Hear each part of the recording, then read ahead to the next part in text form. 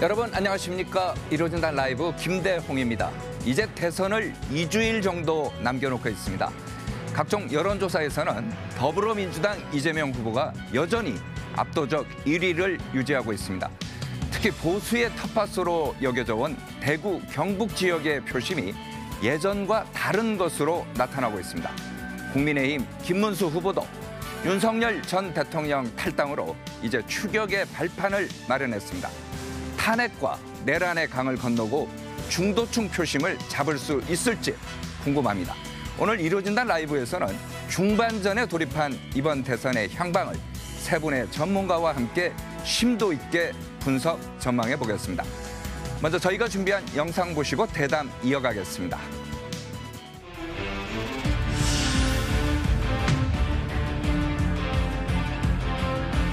빨간색이면 어떻고 파란색이면 어떻고 김대중의 정책이면 어떻고 박정희의 정책이면 어떻습니까? 나라를 살리느냐 아니면 독재국가로 떨어지는 것을 방치하고 도와주느냐 이 선택의 길입니다. 화끈하게 젊은 사람들 한번 밀어올 수 있는 거 아니겠습니까, 여러분?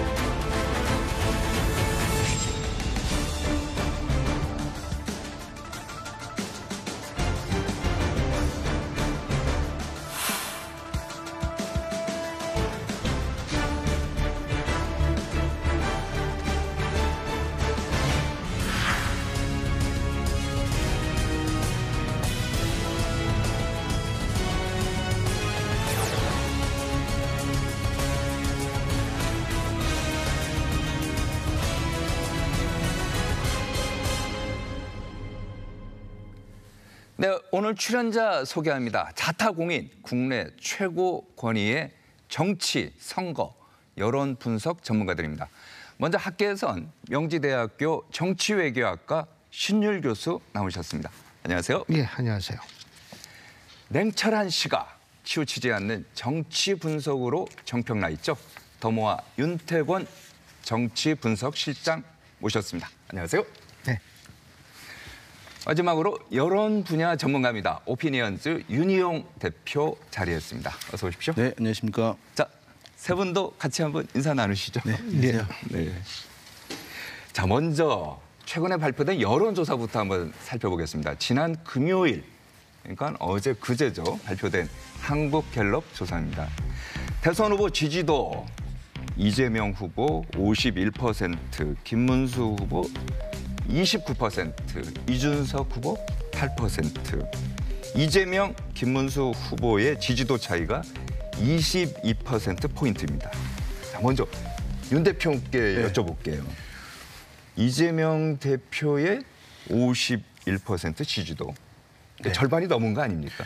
예, 지금 이제 이번 대선에 뭐 여러 가지 특징들이 있는데 지금 보이게 되면은 원래 대선이라고 하는 것은 이제 큰 선거이기 때문에 이제 여야가 경쟁 구도로 치러지는 것이 일반적이잖아요. 그러니까 지금 이제 보면은 원래는 2강 1중 이런 또는 2강 1약 이렇게 하는 것이 일반적이긴 할 텐데 이번 선거에서는 1강 1중 1약 구도가 매우 뚜렷하게 전개되고 있다는 점이 이제 한 가지 특징이고, 또 한 가지는 방금 이제 앵커께서 말씀하신 대로 1위 후보의 여론조사 지지율이 50%를 이제 넘는 결과가 나오는 것을 이제 어떻게 받아들여야 되는 것이냐.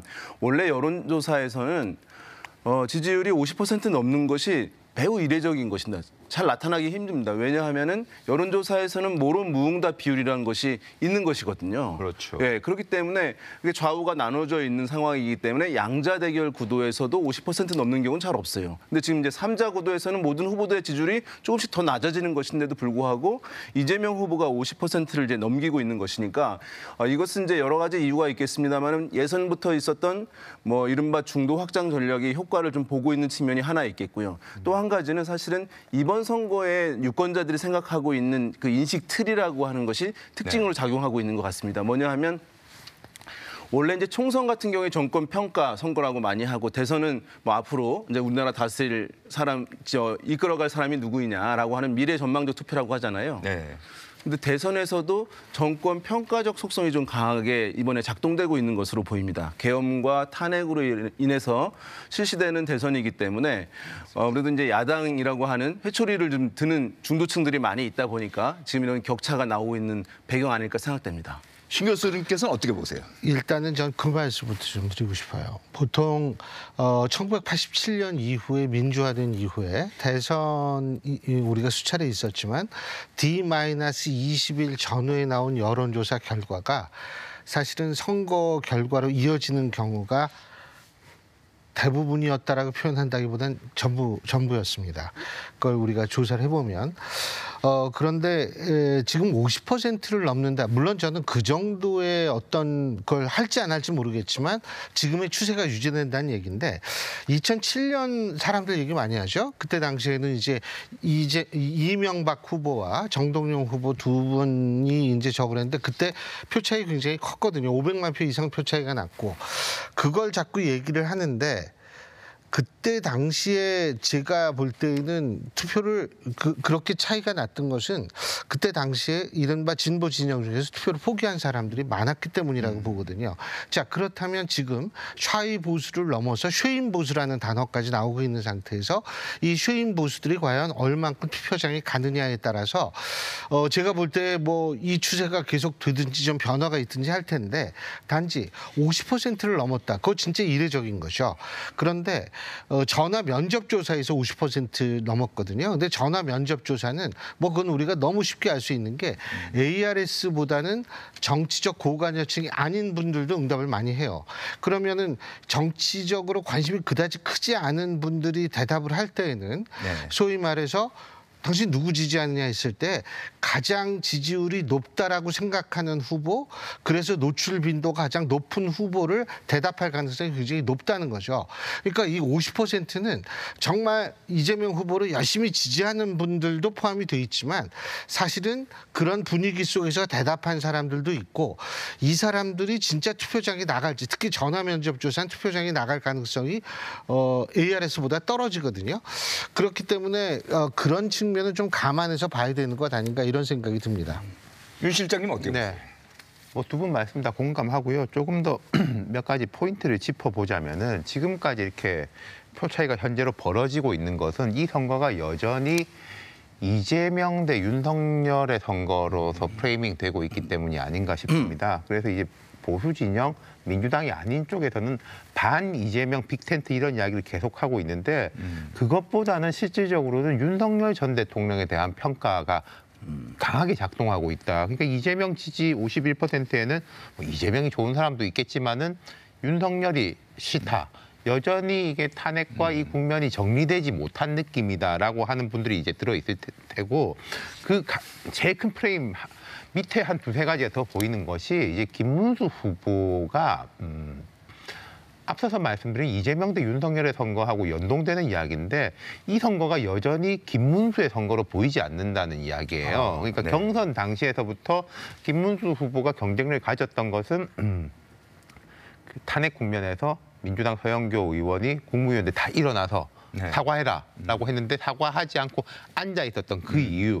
그러니까 뭐 민주당의 공세에 이제 저항했다. 윤석열 전 대통령 가깝다라는 이유로 경쟁을 가져서 쭉 올라왔고 또 국민의힘 경선 막판에는 한덕수 총리하고 단일화를 좀 할 것 같은 사람으로서 또 경쟁력을 받아가지고 후보가 됐지 않습니까? 후보가 된 이후에도 우여곡절이 있었고, 그러니까 이게 김문수라는 본인이 가지고 있는 고유한 뭐 장점이라든지 그 캐릭터, 선대위 구성까지도 김문수가 이끄는 선거로 보이지 않는다는 점이 이재명 대 윤석열 프레임이 더 강화하고 있는 거. 거기서 또 연동되는 거 하나 더가 이제 팀의 경쟁력일 건데요. 그러니까 민주당과 국민의힘의 이제 실무적인 선거 운동 준비를 볼 때 민주당은 사실은 몇 달 전부터 이재명 후보가 확정된 것이나 다름없기 때문에 준비를 매우 철저히 해왔고, 근데 국민의힘은 이게 뭐 누가 후보가 될지 이런 것도 이제 잘 몰랐고 컨셉이라는 이게 좀 불분명한 상태에서 들어온 게 여전히 이어지고 있어가지고 따라잡지 못하고 있는 것 같아요. 지금까지 이게 한 세 가지 요인이 있는 거죠. 자, 그렇다면요. 중요한 게 이제 세 분의 말씀을 좀 정리를 해보면은 중도층의 표심인 것 같아요. 중도층의 표심은 어떻게 나오고 있는지 저희가 그래픽으로 한번 만들어봤습니다. 자, 중도층 대선 후보 지지도 보면은요. 이재명 후보 52%, 김문수 후보는 20%, 이준석 12%.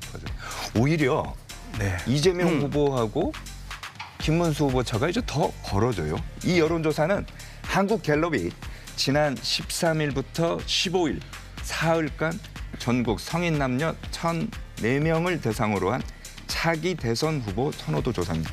자세한 내용은 중앙선거 여론조사 심의위원회 한국갤럽 홈페이지에서 보실 수 있습니다. 자, 질문 드리겠습니다.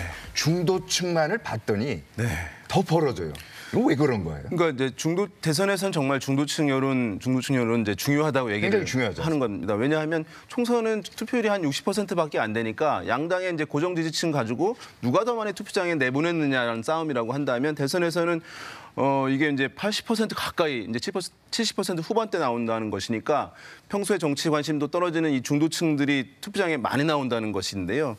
그래서 이 중도층 여론 보고 뭐 대선을 좀 전망할 수도 있는 흐름이고 그것에 따라서 후보들 간의 격차가 좀 날 수 있는 상황인데 지금 보시면은 말씀하신 대로 이재명 후보는 수치상 좀 더 올라가고 이 김문수 후보는 수치상 평균치보다 더 낮아지고 이준석 후보는 좀 더 올라가는 이 흐름을 보이고 있습니다.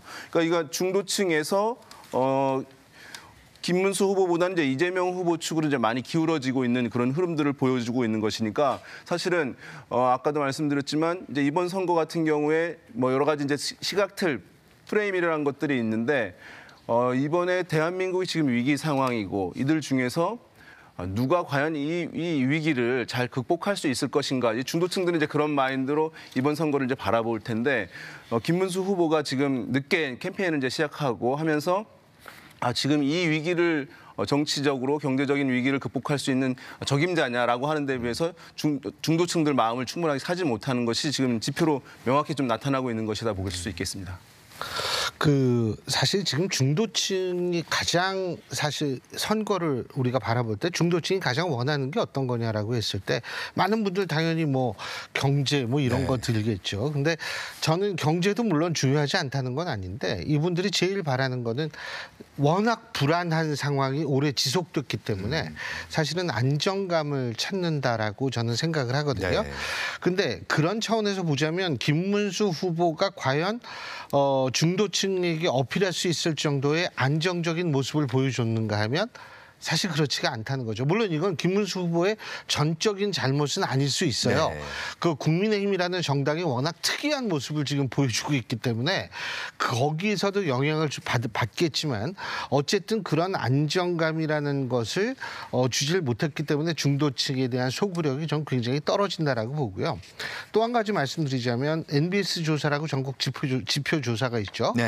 지난주 목요일 날 발표된 그거는 좀 있으면 아마 준비가 돼 있다고 얘기를 하니까 말씀을 하실 텐데 여기 보면은 지금 적극 투표율이 84%예요. 근데 보통 우리가 보면 90% 정도 넘거든요. 이 2주 정도 남았을 때 적극 투표 의사라는 거. 요번에 그게 상대적으로 떨어진다는 거죠. 또 하나는 뭐냐면 대선 후보 지지도를 봤을 때 12% 정도 나오거든요. 지금 아직 결정하지 못한 거. 지금 이 시점에서 과거 다른 여론조사 보면 다른 대선 경우 같은 거 보면 10% 미만 정도로 떨어지거든요. 그렇기 때문에 제가 볼 때는 투표율이 높지가 않을 것이다. 그러면 중도층에서 바로 높지 않은 투표율이 발생할 가능성이 높다라고 생각을 하는 거죠. 좀 전에 이제 교수님께서 얘기했던 여론조사 그 공표 관련돼 갖고 한번 말씀해 주시겠습니까? 알겠습니다. 엠브레인 퍼블릭, 키스텔 리서치, 코리아 리서치, 한국 리서치가 5월 12일부터 14일까지 전국 18세 이상 1,000명을 대상으로 한 전화 면접 조사고요. 자세한 내용은 중앙선거 여론조사 심의위원회 홈페이지를 참조하시면 됩니다. 고맙습니다. 이거 출연자께서 이렇게 읽어주니까 진행하는 게 참 편한 것 같습니다. 아니 서로 걸리질 말아야죠. 그러니까 자, 어떻게 보십니까? 중도층. 애초에 이제 이재명 후보가 중도층에서 좀 약점이 있다라고 지적받긴 했었습니다. 이번 국면하고 상관없이 그 이재명 후보가 약점을 지적받는 것은 이제 정책적으로 너무 급진적이지 않냐. 1번. 두 번째는 캐릭터가 조금 불안정하다, 뭐 말을 바꾼다, 좀 거칠다 이런 한 두 가지 부분이 있었는데 이재명 후보는 계속 이제 중도 우클릭 전략이라는 걸 이른바 계속 사용했었고 그렇죠. 지금 우리가 볼 것은 왜 그러면 김문수 후보가 중도층이 이렇게 약하냐인데요. 앞서 말씀드린 거하고 결국 연결될 수밖에 없습니다. 여전히 이제 윤석열 전 대통령의 그림자가 강렬하게 누르고 있다. 그리고 윤석열 전 대통령이 뭐 탈당을 했습니다마는 김문수 후보 주위에 있는 분들이라든지 캠페인 방향이 뭐 크게 다르지 않은 부분이 있는 게 하나가 있고, 두 번째는 김문수 후보 본인의 문제인데요. 지금 국민의힘에서는 김문수 후보가 과거 경기도지사 시절에 치적이 있었고 여기 이야기를 하는데, 뭐 제가 객관적으로 봐도 경기도지사 시절에는 꽤 평가가 나쁘지 않았던 건 맞습니다. 근데 이분이 국회의원 3번 하시고 경기도지사를 한 게 1996년부터 2014년까지 일이에요. 그렇죠. 예. 최근 10년 동안은 뭐 정치 활동을 안 하신 건 아닌데 일반 정치 무대보다는 조금 더 오른쪽에서 뭐 국민의힘이 아닌 뭐 자유통일이다 이런 쪽에도 주로 활동을 하셨기 때문에 윤석열의 제약에 더해서 김문수의 제약, 이중 제약이 중도층의 지지율을 누르고 있다는 거죠. 이 부분이 이제 참 해소가 되기가 쉽지 않아 보이는 거죠. 이게 김문수 후보는 사실 지금 본선이잖아요. 그럼 이제 예선에서는 이제 지지층을 결집하고 본선에서는 어쨌든 이른바 산토끼라고 하는 중도층 확장 전략을 반드시 해야 되는 거거든요. 캠페인이. 지금 이제 본선이 지금 쭉 진행되고 있는 상황인데 김문수 후보는 지금 보수 결집을 충분하게 하지 못한 상황이에요. 그러니까 국민의힘 지지층조차도 이제 윤석열 대통령에 대한 입장이라든가 탄핵에 대한 입장 정리가 분명하지 않다 보니까 거기 결집되지 않은 상황을 이제 결집하기 위해서 TK도 방문하고 하는 부분들을 하면서 중도층 캠페인을 전혀 하지 못하고 있는 것도 지금 이제 중도층에서 여론 격차가 나고 있는 그런 이제 이유가 될 수 있을 것 같습니다. 알겠습니다. 그러면요. 이번 선거, 이번 대선에서 1위하고 2위하고 어느 정도 표차가 날까? 이거 한번 보여주시겠습니까? 좀 전에 이제 신 교수님께서도 말씀을 하신 건데 역대 대통령 선거 1위, 2위 득표율이거든요. 뭐 16대부터 해서 20대까지 쭉 있는데 최근에 보면요. 유시민 작가죠. 요즘에는 이제 유시민 작가가 이런 얘기를 했어요. 지금 그대로 3자 구도가 이번 대선까지 계속 이어진다면 55대 35대 10. 물론 이거 예측이고 어떤 근거에 의해서 얘기한 건지는 저도 잘 모르겠습니다만 55대 35대 10. 그러니까 민주당이 55고 국민의힘이 35 이 얘기를 하는 것 같은데 가능성 있는 얘기 같습니다. 뭐 글쎄 그거는 그분의 주관적인 그 생각이니까 제가 뭐 그분의 생각이 이렇다 저렇다 얘기할 이유는 없을 것 같고요. 가장 중요한 거는 전 뭐라고 생각하냐면 예를 들자면은 지난번 미국 대선 때 다 기억하실 겁니다. 해리스하고 트럼프하고 비슷비슷하게 나올 것이다라고 그랬는데 사실은 트럼프의 압승으로 끝나지 않았습니까?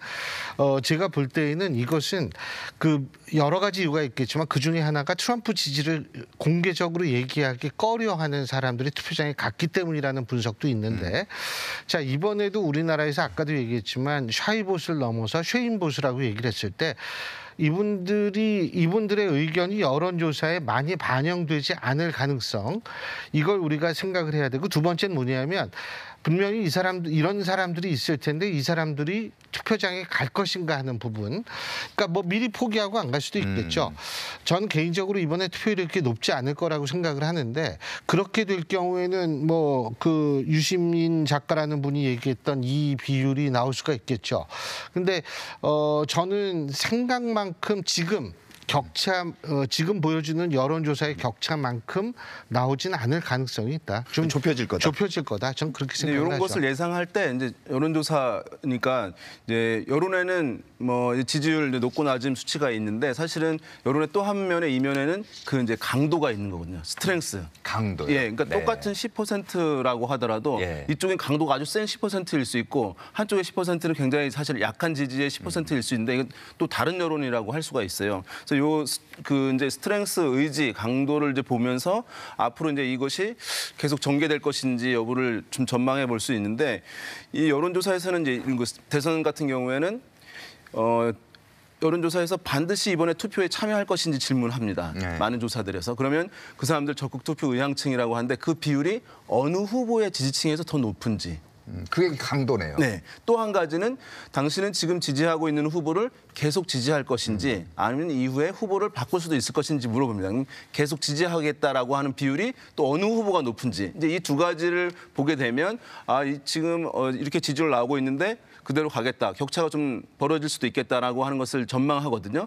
지금 이제 많은 조사들이 있어서 이제 수치를 말씀드리지는 않겠습니다만 이재명 후보가 이제 1위를 달리고 있고 2위 이제 김문수 후보, 3위 이제 이준석 후보 달리고 있는데 요 방금 말씀드린 그 강도를 의미하는 부분들이 또 순위에 맞게 차이가 나고 있어요. 그러니까 1위 후보 이재명 후보의 지지층에서 그 강도 좀 더 높게 나타나는 현상들. 김문수 후보보다. 그러니까 사실 김문수 후보와 이준석 후보는 지금 나오고 있는 지지율 격차를 줄이기 위해서는 수치를 높이는 것도 중요하지만 그 지지층들이 마지막까지 투표에 참여하고 의지를 갖게 하는 그 캠페인도 해야 되는 과제를 이중적인 과제를 지금 그 두 명의 후보는 갖고 있다고 볼 수 있습니다. 윤 실장님. 네, 저도 개인적으로도 흥미롭고 궁금하게 보고 있는 건데 우리가 여러 숫자를 보면은 역대 민주화 이후의 대선에서 제일 높은 득표율을 거둔 사람은 박근혜 당선인 51.6%로 그때 말 그대로 1대1이었거든요. 그러니까 한 3.5% 차이가 났는데도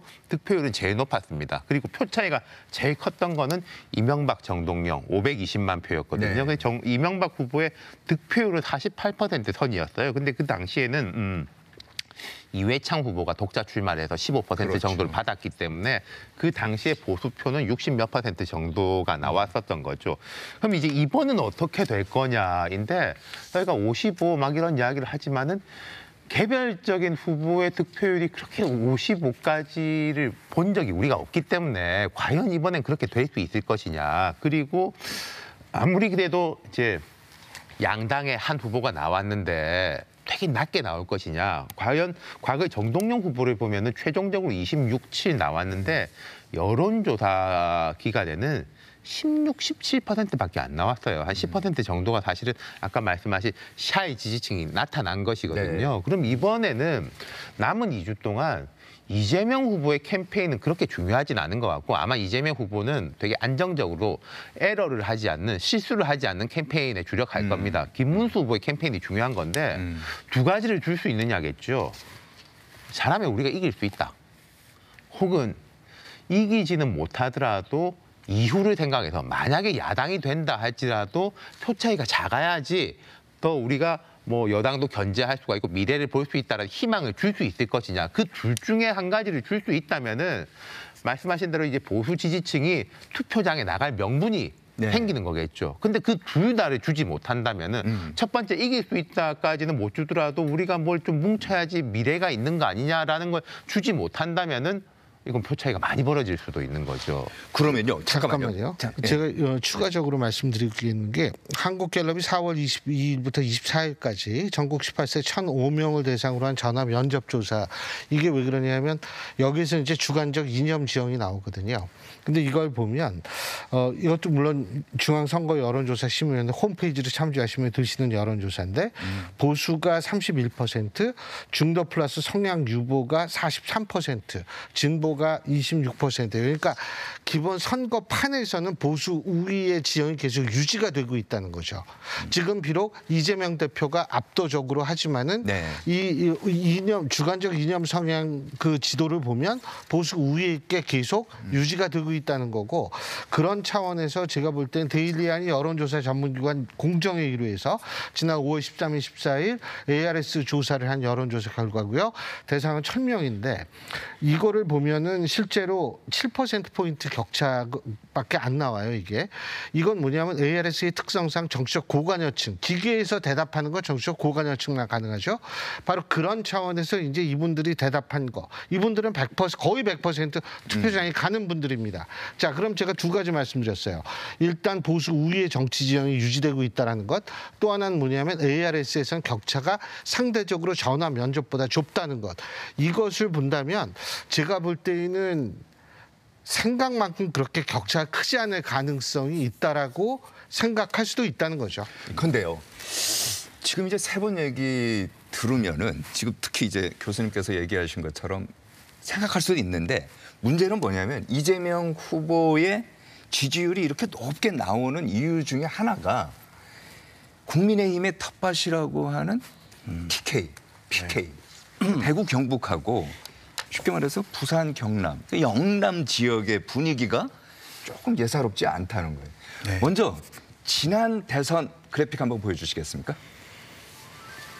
지난 대선이에요. 여기 보면은 이재명 후보가 경북 대구에서는 20% 초반대고요. 울산, 경남, 부산에서는 뭐 30%, 울산에서는 뭐 40% 차지했습니다만 요 정도 수준이었거든요. 그런데 최근에 이제 한국갤럽 조사 한번 보여주십시오. 여기 보면은 뭐 지역 전체는 지금까지 얘기했던 뭐 이재명 후보 51%인데 대구 경북 한번 가운데 한번 봐보십시오. 이재명 후보가 이제 34%예요. 그리고 김문수 후보는 48%, 50%가 깨진 거거든요. 네. 부산, 울산, 경남 이거 PK 지역 여기도 보면은 이게 오차 범위 내긴 합니다만은 이재명 후보가 김문수 후보를 오히려 앞섰어요. 자, 이 여론조사는 한국갤럽이 자체 조사한 것으로 지난 13일부터 15일, 사흘 동안 전국 성인 남녀 1,005명을 대상으로 무작위 추출 무선 전화 인터뷰입니다. 자세한 내용은 중앙선거여론조사심의위원회 홈페이지 참조하시기 바랍니다. 원래 이 지역은 보수가 좀 강했던 지역이에요. 이거 왜 그런 것 같습니다. 제가 아까 신유 교수님 말씀하신 걸 좀 이어서 말씀드리고 싶은 게요. 제가 생각할 때도 한국 사회는 점점 보수화되고 있습니다. 근데 보수화되는 걸 우리가 해석을 잘해야 되는 게 보수화되고 있다고 말씀드린 게 2017년 조기 대선 때는 그 당시에 주요 의제와 이슈가 뭐였냐면은 최저임금 10,000원. 그 당시에 이제 문재인 후보나 심상정 후보는 2년 내에 10,000원 하겠다. 뭐 유승민, 안철수, 홍준표 후보는 내 임기 내에 4년 내에 10,000원 가겠다. 네. 비정규직을 정규직화하겠다. 그래서 그 뒤에 이제 인천국제공항 공사 뭐 이슈도 나왔었고, 그 지난 2022년 대선 때 생각하시면은 극명한 젠더 갈등이 있었지 않습니까? 그러니까 민주당 쪽에서는 이제 그 뒤에 비대위원장까지 했던 박지원 비대위원장이 상징적으로 젊은 여성을 대변했고, 이준석 대표가 젊은 남성을 대표해서 격렬한 갈등이 있었는데, 지금 대선의 이슈들을 보시면은 민주당이고 국민의힘이고 할 것 없이 뭐 상속세를 어쨌든 뭐 낮춘다. 네. 부동산 세금을 어쨌든 낮춘다. 주 52시간을 조금 더 세게 풀자, 살살 풀자라는 보수적 의제 쪽으로 완전히 넘어와 있어요. 사회가 점점 보수화되고 있는데, 근데 이게 윤석열 대통령에 대한 평가나 탄핵에 대한 평가로 봐서는 안 된다는 게 제 일관된 주장이거든요. 보수층이 윤 대통령을 좋아하고 개혁을 잘했다라고 하는 거는 아니라는 거죠. 맞아요. 그러니까 지금 예를 들어 여러 여론조사, 윤 전 대통령이나 탄핵에 대한 여론조사, 개혁에 대한 여론조사를 보면은 보수층에 대한 평가하고 또 국민의힘 지지층에 대한 평가는 다릅니다. 네. 이게 왜 그러냐? 이게 국민의힘으로 되게 안 좋은 건데요. 지지자들이 줄어드니까, 떨어져 나가니까, 지지자들이 떨어져 나간다면은, 자, 바깥에부터 떨어져 나갈 거 아니겠습니까? 그렇죠. 중도 보수라고 생각되는 분들부터 떨어져 나갈 거 아니에요. 예. 그럼 남는 분들은 점점 더 뭐 강경이라고 해야 될까요? 아. 뭐 골수라고 해야 될까요? 이런 분들이 남으니까 여기서는 지지율이 높게 나오는데 그건 되게 착시현상이에요. 사회적으로 진보 보수하고 상관이 없는 건데, 이걸 가지고 보수는 우리를 지지할 거야. 아니 보수에서 왜 우리가 안 나오지? 이게 잘못된 프레임이라는 거죠. 이게 이미 깨져 나가고 있는 걸 보지 못하는 것이고, TK나 PK에서 저 여론조사가 나타난 거가 그 이유고, 이제는 국민의힘도 보십시오. 최근에 대선 경선 과정에서 최종적으로 김문수 후보가 됐습니다마는 네. 4강에 안철수, 한동훈 두 사람이 들어가고, 그렇죠. 한동훈 후보가 끝까지 이제 버텨가지고 석패하고 지금도 자기 지지층을 유지하고 있잖아요. 이게 이미 그걸 반영하고 있는 거라는 거죠. 이게 지금 어쨌든 정당의 지역 이제 지지 기반이라고 하는, 전통적 지지 기반이라고 하는 데서는 이제 그 정당이 어쨌든 이제 한 70% 정도 얻는 것이 이제 일반적입니다. 그러니까 국민의힘은 이제 TK 대구 경북 지역에서 실제로 이제 방금 소개했던 조사에서 반대쪽으로 이재명 후보의 호남에서의 지지율은 70%를 월등히 상회해요. 네, 그러니까 이미 정상적으로 거기서 이제 지역 안정적인 기반이랑 이제 확보하고 있는 걸 드러내고 있는 것인데, 네. 지금 대구 경북 지역과 이제 부산, 울산, 경남 지역 보면은 상당히 이제 경쟁 구도로 여론조사에서 나오고 있는 것이니까, 먼저 이것이 유지될 것이냐 뭐 부분은 이제 이후 캠페인 역량에 따라서 달려져 있을 텐데, 김문수 후보가 아까 우리 윤 시장님 얘기한 대로 이기겠습니다가 안 되더라도 어쨌든 견제할 수 있는 도구가 되겠다. 이제 그러면 막판에 이제 읍소 작전 이런 것들이 이제 있을 수 있는데 그것이 얼마만큼 지역 정서에 소구하느냐 이제 이 부분이 영향을 줄 것으로 보이고요.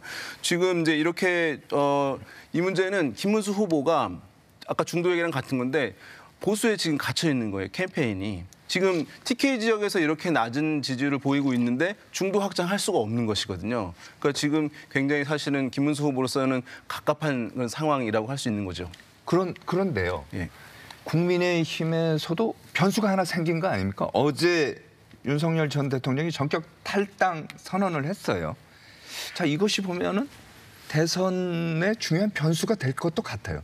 먼저 김문수, 이재명 후보의 반응부터 한번 들어보시겠습니다. 대통령의 탈당에 대해서 그 뜻을 저는 존중합니다. 더 단합하고 더 혁신해서 정말 국민의 뜻에 맞는 그런 당으로 윤석열 대통령에 대해서 한다면 제명했어야죠. 뭐 그럴 거면 뭐하러 탈당을 했는지 결국 정치적 전술 아니냐 이런 생각이 듭니다. 자, 윤 전 대통령의 국민의힘 탈당.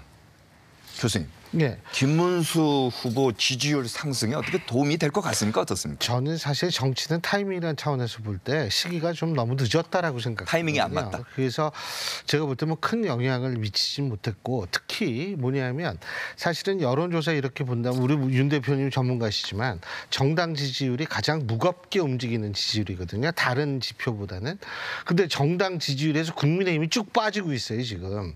이렇다면 후보 뭐 어떤 이벤트가 있어가지고 후보 지지율이 뭐 올라갈 가능성이 있느냐 없느냐를 떠나가지고 받쳐주는 그릇이 없어지는 거거든요 이게 후보를. 그렇기 때문에 제가 볼 때 우리가 지금 가장 눈여겨봐야 될 게 국민의힘 지지율이 쭉 빠지고 있는데 그게 왜 그러느냐. 윤석열 전 대통령이 탈당을 했다 하더라도 당내 주류는 여전히 친윤이라는 인식을 가지고 있는 상황에서는 한 사람 빠진다고 해서 이야 여기가 바뀌었네 라는 인식을 주긴 전 굉장히 힘들다고 봅니다. 바로 그렇기 때문에 제가 볼 때는 뭐 큰 영향을 주긴 좀 힘들지 않을까라는 생각을 하죠. 실장님은요? 네. 안 한 거보단 낫죠. 안 한 거보다 안 한 거보단 나은데 엄청나게 좋을 것인가에 대해서는 저도 고개가 갸웃거려지는 게 신유 교수님 왜 그렇습니까? 일단 시점이 우리 돌아가 보면요. 지난 한 달여를 돌아봤을 때 민주당이 한번 되게 타격을 입고 흔들렸던 게 5월 1일 대법원의 파기환송 재판이었습니다. 그때 이제 되게 흔들렸고 그로 인해 가지고 법원에 대한 강한 압박을 하는 게 사실 지금까지도 민주당의 상승세를 제약하고 있는 요인이거든요.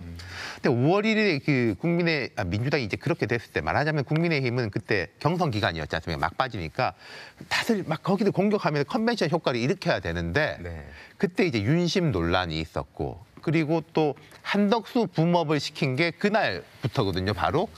그 뒤에 사람들이 생각할 때는 뭐 저는 진실이 뭔지는 모르겠습니다만은 결국 이제 윤 전 대통령과 가까운 분들이 이 기획을 하는 거 아니냐라는 식으로 계속 제약을 했었고 이제 오늘이 이제 5월 18일 5.18을 앞두고 이제 엊그제 탈당을 했는데 탈당을 하면서도 100이 종군하겠다고 그랬어요.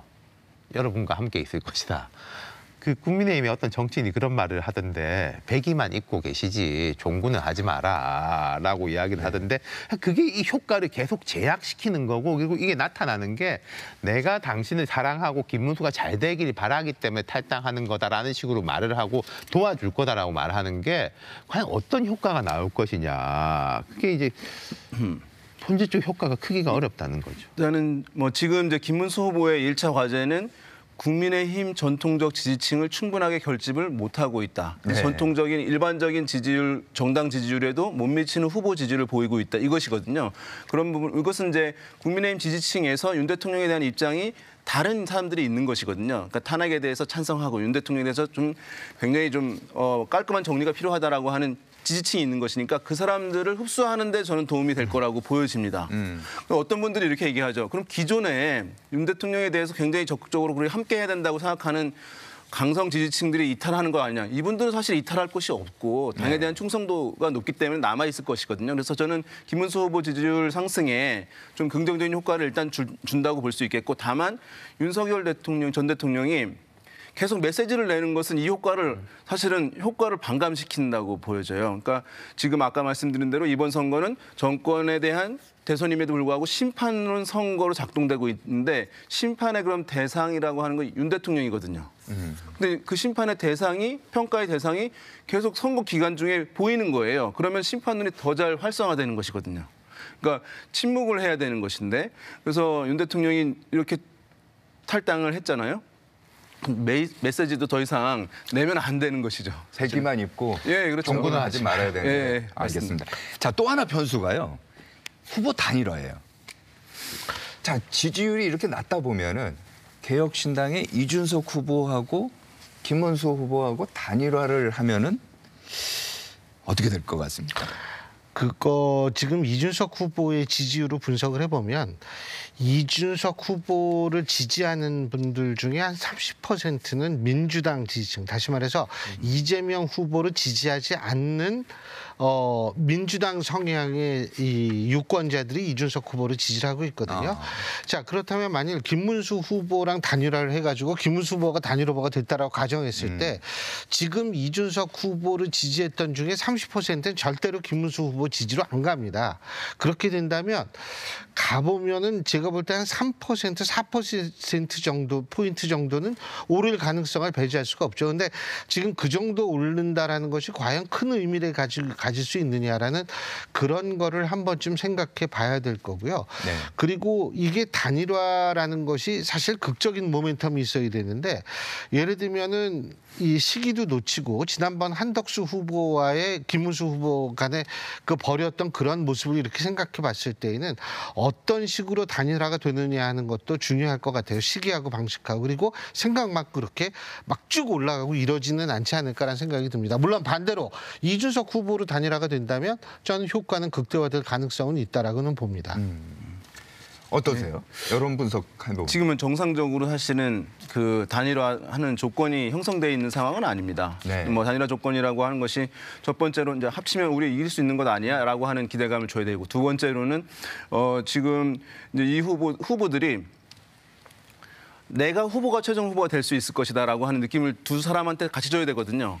근데 이준석 후보는 그 생각을 충분하게 갖지 못하는 상황이니까 사실은 정상적으로 단일화 논의가 되기 힘든 그런 상황이긴 합니다. 다만 이제 우리 신 교수님 말씀하신 대로 좀 이준석 후보한테 파격적인 어떤 제안들을 국민의힘에서 한다면 가령 그 이준석 후보에게 굉장히 유리한 룰을 주면서 이제 그것으로 할 수 있다는 점 또는 이제 이후에 우리 이제 합당을 해서 또 다시 보수를 좀 이끌어 달라라고 하는 어떤 제안을 하면서 그것을 뭐 개런티를 확실하게 하면은 모르겠습니다만은 어쨌든 그래서 만약에 우여곡절 끝에 된다고 한다면 효과는 이제 아주 크지는 않을 수 있습니다. 왜냐하면 이제 이준석 후보를 지지하는 층들이 이제 이탈할 수도 있는 것이니까 일부분은 그럼에도 불구하고 지금의 이제 보수가 항상 제약되어 있는 부분, 그래서 이제 앞으로의 전망이 상당히 어두운 부분에 있어서 어떤 기대감들을 주게 되면서 기본적으로 어쨌든 지지율 격차를 의미 있게 줄이는 데는 기여할 수 있는 그런 이벤트라고 할 수 있을 것 같습니다. 그러니까 이게 우리가 되면은 좋을 거냐 나쁠 거냐 되면 좋겠죠. 아까 제가 대통령 탈당을 안 한 것보다 하는 게 낫다라고 말씀드렸는데 근데 될 수 있을 것이냐가 첫 번째지 않습니까? 될 수 있을 거냐는 거는 모든 단일화라는 거는 합치면 이길 것 같다라는 가능성이 강할 때 그 단일화 압박이 강해지는 거거든요. 그런데 그렇죠. 지금은 어차피 이게 합쳐도 안 될 것 같다라고 하면은 특히 이준석 후보 쪽에서는 유인이 없는 거죠. 앞서서 제가 이제 김문수 후보도 두 가지를 줘야 된다. 이길 수 있다. 혹은 그게 힘들다면은 우리 미래를 위해서 큰 견제 세력을 만들기 위해서는 갭이 작아야 된다. 둘 중에 하나는 던져야 되는데 그럼 이준석 후보도 마찬가지고 내가 이길 수 있다. 혹은 내가 못 이기더라도 보수의 미래 새로운 정치 세력의 씨앗을 심어주는 걸로 날 지지해 주십시오. 아마 이준석 후보는 후자 쪽은 가능할 거예요. 그런 식의 걸. 근데 단일화를 했을 때는 이기지도 못하고 후자의 미래에 대한 약속도 깨진다면은 이준석 후보 쪽에서는 유인이 없는 거겠죠. 그리고 조금 더 봐서 효과로 볼 때는 신유 교수님 말씀하신 거 이준석 후보의 지지층을 분석해 보면은 이준석이 좋다. 그런데 그 밑으로 내려가면은 윤석열도 싫고 이재명도 싫다인데 거기서 이재명보다 윤석열이 더 싫은 사람은 김문수에게로 그렇죠. 가지를 않겠죠. 그렇죠.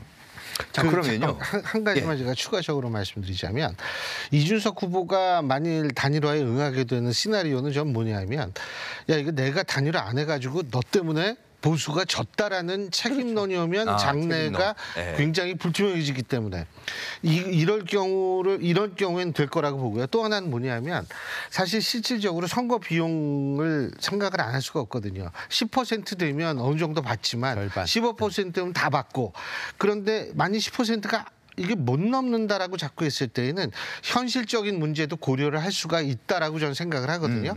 그러니까 이런 것들이 복합적으로 작용을 해서 단일화 가능성을 우리가 바라보는 게 좋을 것 같아요. 그리고 여기서 저도 첨언하자면 아까 우리가 이재명, 김문수 후보의 지지율 격차에 대한 이야기를 하다가 이건 사실 앞으로 캠페인을 어떻게 하느냐는 이재명보다는 김문수에게 달렸다 말씀드렸지 않습니까? 그렇죠. 이 단일화 여부도요. 제가 생각할 때는 김문수 후보에게 달린 거예요. 김문수 후보가 독자적으로 지지율을 높여놓으면은 단일화가 조금 더 용이해질 수 있는 거고 내가 힘들고 안 되니까 합치자라고 하면 점점 더 안 되는 거고요. 알겠습니다. 자, 제3의 후보가 이제 완주를 해서 성과를 냈던 적도 있는 것 같아요. 저희가 이제 조사를 해보니까 대표적인 게 보여주시겠습니까? 19대 대통령 선거 투표율에 이제 안철수 후보가 21.4% 꽤 높은 이제 득표를 했는데 17대 대선에서는 무소속의 이회창 후보가 15% 넘게 또 이제 득표를 했었고요. 자, 그렇다면 단일화를 안 하고 난 독주하겠다. 이준석 후보 몇 퍼센트 정도 나올 것 같아요? 지금 사실은 이런 국면에서는 두 자릿수도 가능한 상황이긴 하거든요. 캠페인만 이준석 후보가 잘 한다고 한다면. 근데 이제 지금 두 명의 후보가, 그러니까 1위 후보와 2위 후보가 일관된 캠페인에서 통일된 게 있어요. 뭐냐면 이준석 후보에 대해서는 이제 무시하는 거.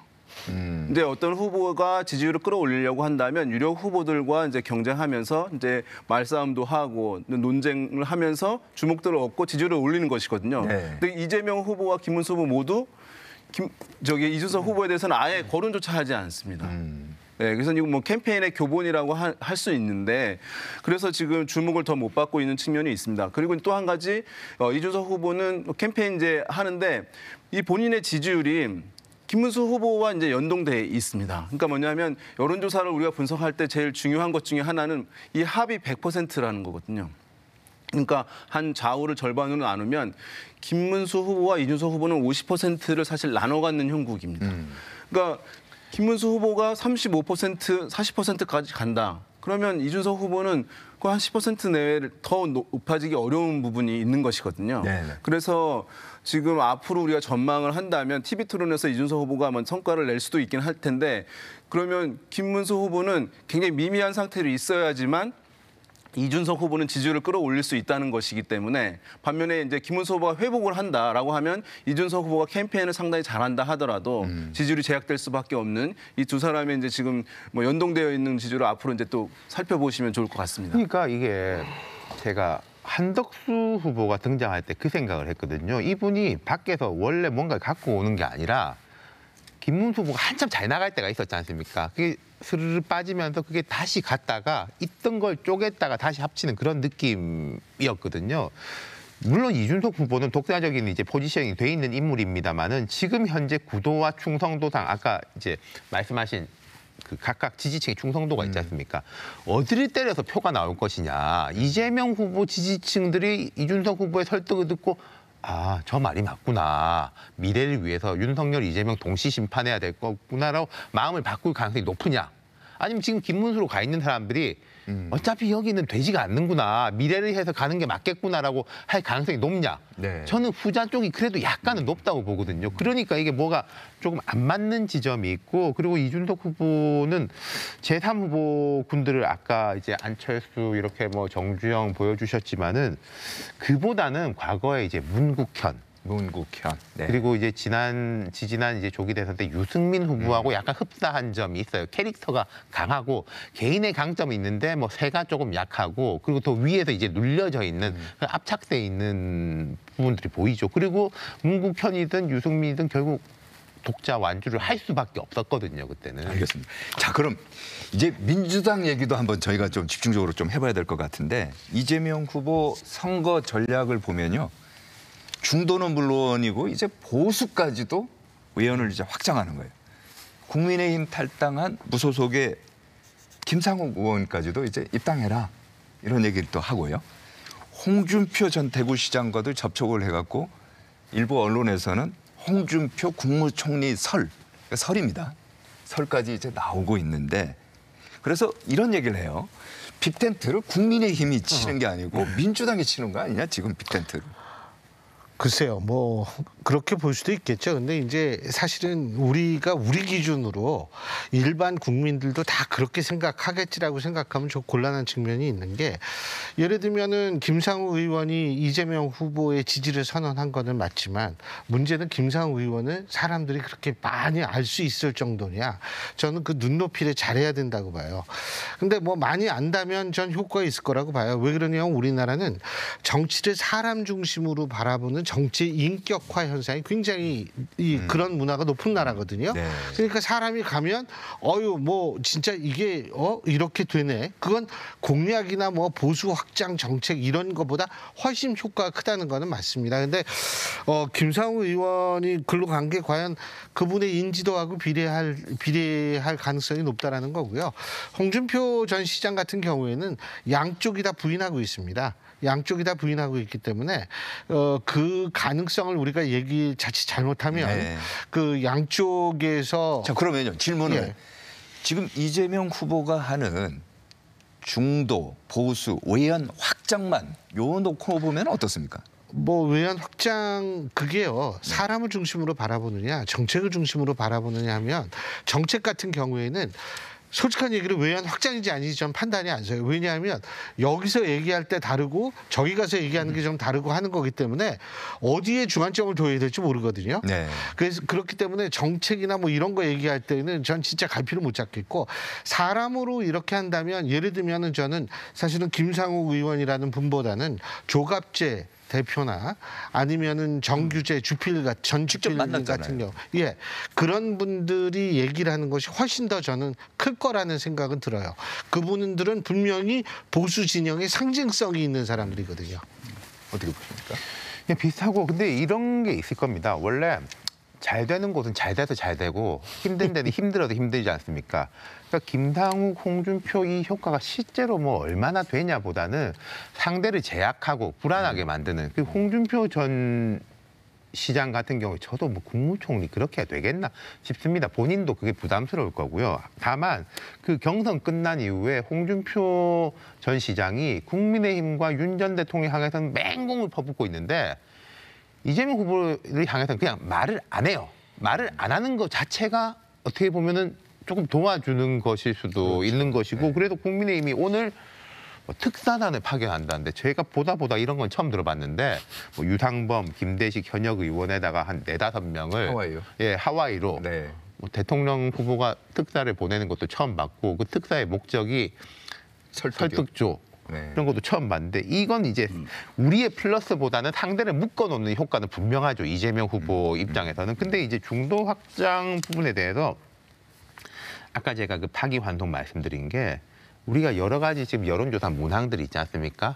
뭐 제일 크게는 대통령 후보에 대한 문항이 있고 그다음 뭐 정권 교체입니까? 정권 재창출입니까? 문항이 있고 뭐 진보냐 보수냐도 있고 정당 지지율에 대한 문항도 있는데 민주당 입장에서 볼 때는 제일 안 좋게 나오는 것은 일관되게 사법부에 대한 압박입니다. 사법부에. 예, 그게 제일 안 좋게 나오는 건 분명해요. 그러니까 제 생각에는 이게 없으면은 이재명 후보 지지율은 더 높을 겁니다.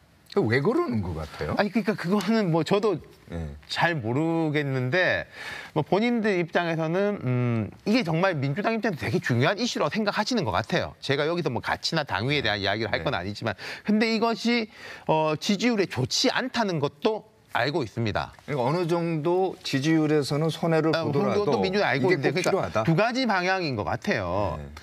지금 좀 여유가 있으니까 네. 말하자면 격차의 여유가 있으니까 조금 손해를 보더라도 이게 대선 전에 뭔가를 이렇게 좀 해놓는 게 맞다라는 쪽이 있는 것 같고 네. 또 한쪽에서는 당내에서도 그것은 대통령 된 이후에 해도 되는 것이고 당내에서도 또 그런 국민들의 갈리더라고요. 의견 보고 안 해도 되는 것이다라고 갈리는 것인데 그래서 지금 결론이 난 게 애매하게 선대위 차원은 아니고 이건 원내에서 하는 거다라고 하는데 근데 제 생각에는 지금 민주당은 이재명 후보의 장악력이랄까 이게 워낙에 강하기 때문에 네. 이걸 누가 뭐 선대위 따로 원내 따로 그렇게 안 본다는 거죠. 다 그냥 이재명 민주당이 하는 걸로 보는 거예요. 그렇죠. 그러니까 이것도 결국 김문수 후보하고 연동이 되는 게 김문수 후보가 좀 올라오면은 사법부에 대한 게 확 약해질 것이고 만약에 못 올라오면은 조금 더 부담 없이 할 수 있겠죠. 윤 대표는 어떻게 보세요? 이게 이제 민주당의 이른바 사법부 압박 뭐 이런 여러 가지 이제 법 추진 같은 거잖아요. 근데 이제 아마도 이제 민주당 내부에서는 이런 측면이 있는 것 같습니다. 뭐냐면 지난번 이제 이재명 대표 이제 뭐 대법원 판결 같은 네. 경우에 상당히 사실은 이제 부정적인 이제 악재 일세인데 실제로 여론에서의 타격이 크지 않았다는 점이 이제 아마 생각이 날 테고 그러니까 지금 이런 상황에서는 어떤 것을 하더라도 여론의 역풍이 불기는 쉽지 않은 상황이다라고 하는 이제 내부 판단을 일단의 그룹에서는 할 가능성이 있고 그래서 네. 추진해도 된다. 그러면 대통령이 당선되기 전에 이런 것들을 좀 정리를 하는 것이 맞지 않겠냐 안정적 통치를 위해서 이런 이제 논리가 있을 텐데 뭐 또 한편에서는 이제 이렇게 지금 캠페인 기간이니까 사실은 이재명 후보가 굉장히 사실은 쉽지 않게 이제 중도 이미지, 중도 보수 이미지를 지금 만들어 온 것이거든요. 어렵게 쌓아온 이미지인데 괜히 사법부 압박을 강하게 하면서 그 이미지가 상당히 훼손될 수 있는 것이니까 네. 이것은 이후에 이제 통치하는 데 있어서도 중도 이미지를 갖는다는 것은 굉장히 중요한 부분이거든요. 그런 면에서 봤을 때는 뭐 득보다는 실이 있는 게 아니냐 캠페인 관점에서 봤을 때 저는 그렇게 생각합니다. 어떻게 보세요? 뭐 만약 그 사법부 문제만 놓고 본다면 뭐 저도 다 동의하는데 이제 그 사람들도 생각을 했을 거 아니에요. 그러니까 이재명 대표하면 첫 번째 떠오르는 게 사법 리스크라고 많은 국민들이 생각을 할 텐데 그 리스크가 계속 존재하는 것보다는 그것을 미리 선제적으로 제압을 하면 예? 자기네가 순간적으로 좀 비난은 들을 수 있겠지만은 장기적으로 리스크가 없어진 셈이 되는 거니까 거기에서 오는 이득이 더 클 수 있다라고 생각을 했을 겁니다. 근데 단지 저는 솔직한 얘기로 제가 뭐 법학자가 아니라서 그건 제가 판단은 못하겠지만 형사소송법 개정 같은 경우 이게 헌법을 하위법이 규정할 수 해도 되는 건지 저는 사실 그걸 잘 판단이 안 쓰더라고요. 그러니까 이런 문제들에 대해서 또 법적 논란이 굉장히 일어날 가능성은 있는데 어쨌든 그 사람들은 그렇게 생각했을 가능성은 있다라는 생각이 듭니다. 자, 그리고요. 오늘 저녁에 첫 TV 토론회가 이제 열립니다. 오늘이죠. 1차 TV 토론 경제 분야고요. 23일은 2차 TV 토론이 있고 그건 사회입니다. 그리고 3차 TV 토론은 27일 날 열리는데 이제 정치 분야인데 이번 TV 토론, 이게 TV 토론도 굉장히 중요하지 않습니까? 사실 후보자 초청 뭐 일부 기자협회라든지 뭐 관훈 클럽이라든지 네. 뭐 이런 데서 후보자 초청을 해도 이재명 대표는 사실 나오진 않았어요. 근데 여기에는 이제 나와야 됩니다. 나오게 되는데 이번 TV 토론, 세 차례 TV 토론에서 관전 포인트라고 할까요? 뭐가 있을까요? 제가 일단 이 말씀을 좀 드리고 싶어요. 제가 사실 방송을 이렇게 오랫동안 진행을 했는데 제일 시청률이나 청출이 떨어지는 주제가 사실 경제예요. 이 경제는 관심이 많을 것 같지 않습니까? 근데 사람들이 경제에 대해서 자신이 안다라고 생각하는 분들은 많은데 실제로 재밌어하거나 흥미롭게 생각하지 않는 경우가 있어요. 첫째, 좀 그거 지적하고 싶고요. 두 번째는 1960년에 최초의 TV 토론이 있었죠. 미국에서 닉슨하고 케네디하고. 근데 그 이후에 이제 쭉 있었는데 실제로 분석을 우리가 쭉 토론 끝나고 여러 가지 연구가 있거든요. 근데 그 분석해 보면 이 영향력이 없다. 라는 게 토론이요? TV 토론이요. 그게 대세인데 영향력이 있다라고 주장하는 쪽도 최소 1%에서 최대 4% 정도의 지지율 변환이 있을 수 있다. 이렇게 얘기를 합니다. 이렇게 얘기하는 이유가 뭐냐면 TV 토론은 확증 편향을 강화시킬 수는 있어요. 그러니까 예를 들면 내가 지지하는 후보가 말을 너무 잘해요. 역시 내가 잘 선택했어. 근데 상대 후보가 더 잘하잖아요. 그럼 뭐냐면 아유 저 후보는 저 말만 잘하고 입만 살았어라는 식으로 생각을 하게 되거든요. 네. 그렇기 때문에 확증 편향을 강화시킨다. 그런데 오늘 TV 토론 같은 경우에 그럼 얼만큼 영향이 있을까? 네. 저는 약간은 있을 가능성이 있다고 봐요. 뭐냐 하면 아까 우리가 한참 얘기했던 이 이준석 후보와 김문수 후보의 단일화 문제, 이거는 자기 진영에 관한 문제라고 생각했을 때 그건 좀 같은 진영 내에선 변화가 있을 수 있는데 뭐 이재명 후보를 지지하다 갑자기 오늘 김문수 후보가 말을 너무 잘하는 것 같아서 앞으로 나는 김문수 이거는 아닐 것 같아요. 그러니까 저도 그러고 첫 번째 말씀드리고 싶은 거는 약간 소문난 잔치에 먹을 게 없을 수도 있다. 이게 4명의 토론이기 때문에요. 우리가 국민의힘 그 경선 토론 보셔서 기억나실 텐데 조별 토론 4명씩 할 때는 사실 별로 재미가 없었습니다. 네. 그때 4강에서 1대1로 붙을 때는 좀 재밌었죠. 3시간 동안 이렇게 하니까 뭐 할 말 못 할 말 다 쏟아냈는데 지금 4명이 토론이라는 것이고, 그리고 하나 더 보자면은 이게 지지율 높다고 말 많이 하는 게 아니라 1, 2, 3, 4번이 똑같은 분량으로 주어지는 거지 않습니까? 그러니까 오늘은 오히려 이준석 혹은 그 정의당과 진보적 시민사회가 같이 이제 통합해서 뽑아서 민주노동당이라는 이름으로 나온 권영국 후보 같은 경우에 저 사람 누구지? 저런 사람도 있었네라고 해서 주목을 끌 가능성이 훨씬 더 높아 보여요. 예. 제가 봐도 이제 어떤 TV 토론 통해 가지고 뭐 지지 후보를 변경하느냐, 어떤 내가 지지하던 후보를 강화하느냐, 이제 이런 효과들을 구분하면 변경보다는 강화가 크다는 것이 이제 일반적인 연구이긴 하고요. 이번에 이제 이런 포커싱으로 이제 주요하게 주목될 것 같은데, 개혁신당의 이준석 후보가 김문수 후보를 어느 정도 공세를 잘하느냐, 또 민주노동당의 권영국 후보가 이재명 후보를 타겟으로 해서 왜 불평등 문제 같은 것들, 복지 같은 문제들에 대해서는 아무런 얘기를 하지 않느냐라고 하는 그런 부분이 오히려 이제 포커싱을 받는, 그러니까 3위, 4위 후보가 오히려 주목을 받는 TV 토론 되지 않을까 생각됩니다. 네, 알겠습니다. 자, 오늘 3분 말씀 고맙고요. 조만간에 저희가 다시 한번 모셔갖고 못다한 말씀 또 듣도록 하겠습니다. 고맙습니다. 예, 고맙습니다. 네, 오늘은 5.18 민주화운동 45주년입니다. 민주주의 회복이 이번 대선의 시대 정신이란 분석이 많은데요. 45년 전이나 지금이나 민주주의라는 가치가 우리 국민에게는 얼마나 중요한지를 보여줍니다. 차기 정부는 국민의 이러한 열망을 어떻게 담아내고 구현할지 깊게 고민해야 할 것 같습니다. 이루어진다는 라이브 오늘은 여기까지입니다. 시청해주신 여러분 감사합니다. 저희는 다음 주에 뵙겠습니다.